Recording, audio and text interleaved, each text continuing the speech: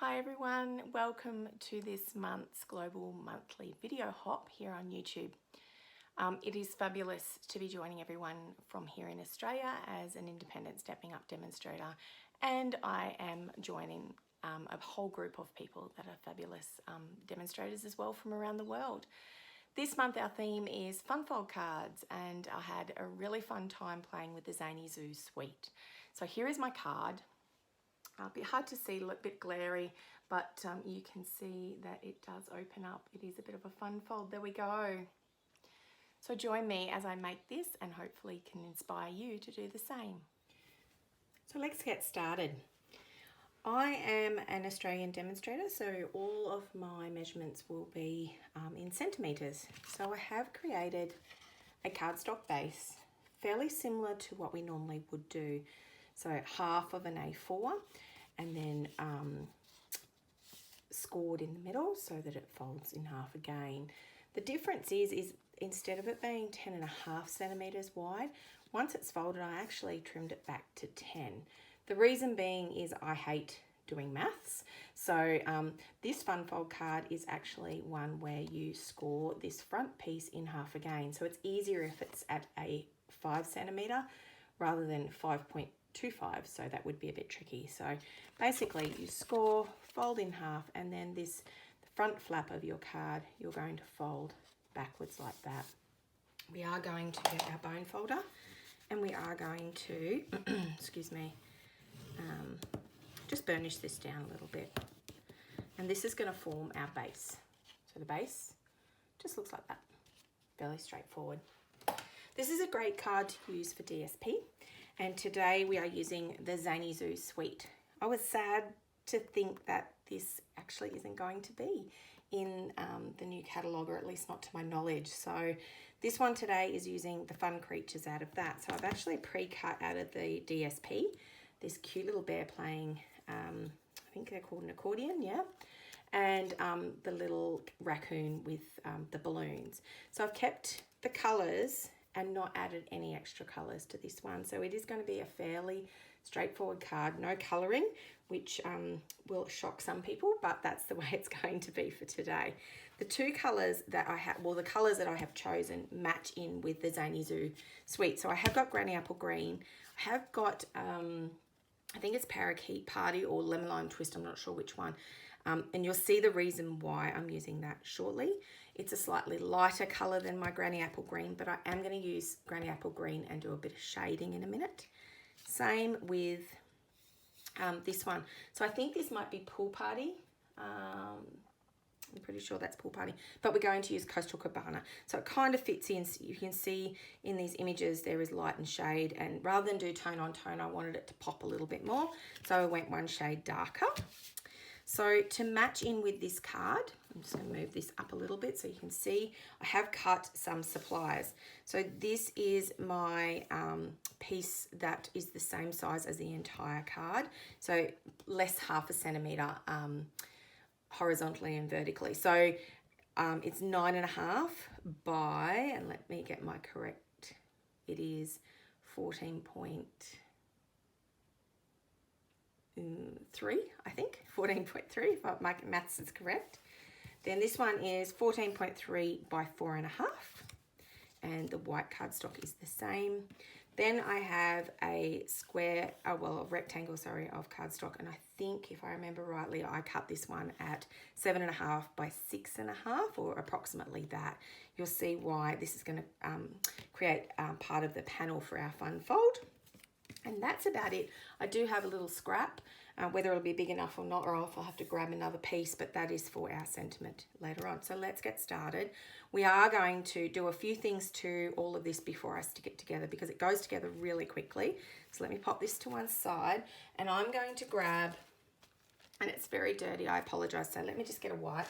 It's just one of the plastic covers that come like our stamps and stuff.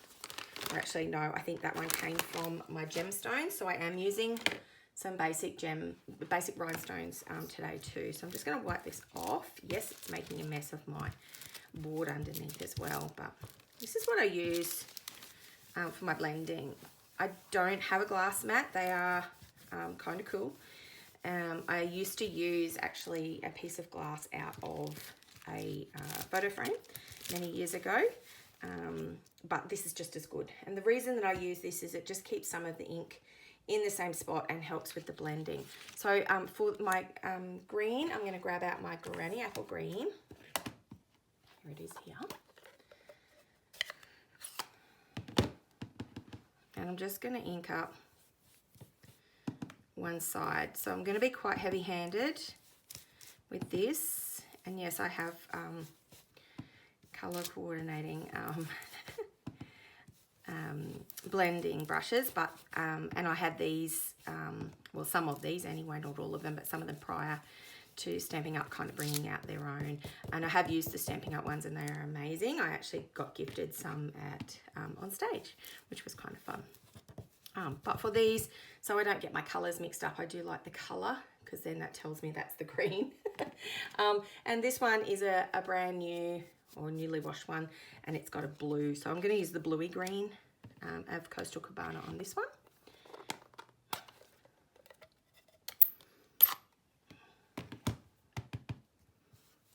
And I'm not worried too much. There's not a lot of that Granny Apple Green left, so it's not going to transfer too much to this, but you can sort of see that this keeps the ink, doesn't spread everywhere. But I kind of want about half of these circles, whoops, to be done. Just to give that light and shade bit of dimension to the card. And I am going to bring in now a little teeny tiny stamp block, and I'm just going to grab out, oh, some of these look a little bit worn. I think I'll grab this one, which is kind of like the celebration stamp. I'm going to go tone on tone. I'm just going to add some little random ones on there. Not too much, but just sort of so that you get a bit of an impression. And then off to one side to clean it a little bit on a baby wipe. And then a bit more stamping on this one too. Here we go. Just adds that extra element to pop it up on a card. Now I can pop these away. Oh, actually, no, I can't. I lie.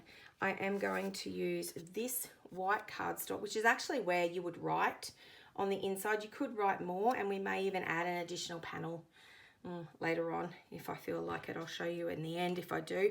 And I'm just going to add a little bit of colour on either end using those same colours picked up ever so slightly for a little bit of interest. I'm a bit rough, as you can see, when it comes to using blending brushes. I'm a little bit impatient, and I like to get lots of ink on and just get it moving around as quick as I can, which means sometimes I do bend things. Okay, let's move a little faster and get this card pretty much together. So here it is, again, flat, fold it in half, fold the front over, so it's there. We're going to start with this strip here, which I'm going to glue straight on. This is a really good introductory fun fold for people. As long as your measurements are correct, it comes together really easily and looks really pretty. Our next one, I'm going to open it up. I'm going to pop it on this big panel here. Oh, there's those pretty little coloured in images. I do love the llama. And this one's going to go on here. Then I'm going to add this strip. Now before I add it, I might just put in the happy birthday sentiment as well. So I'm going to do that in my Memento Black.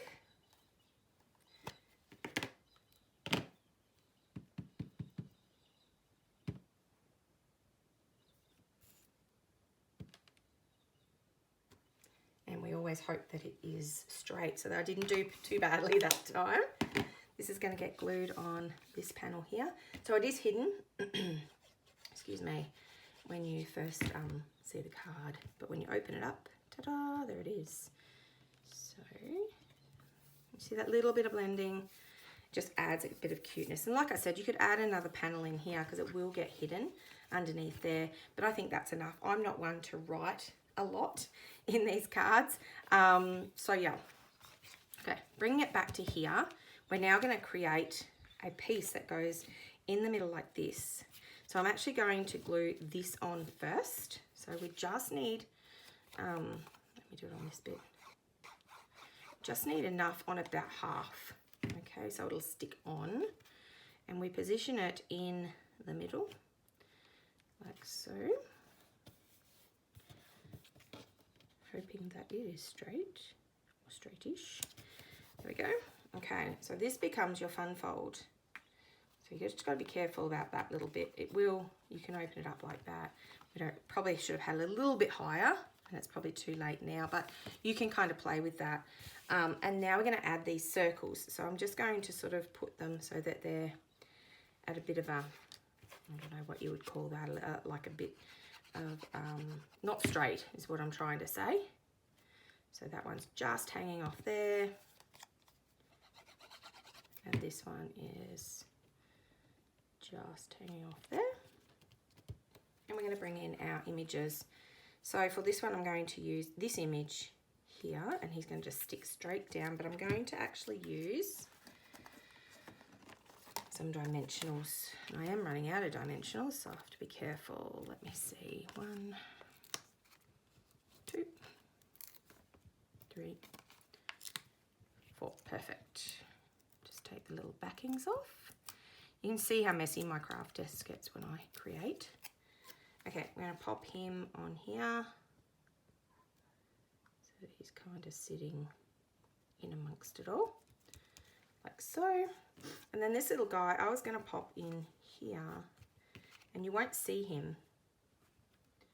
There we go. And actually, you could probably pop him up here if you wanted to, but I might pop him down the bottom because that's where I had intended to put him. And a little bit of glue on the back. Uh-oh.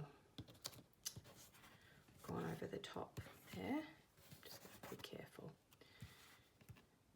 And pop him on there because that's kind of cute. Okay.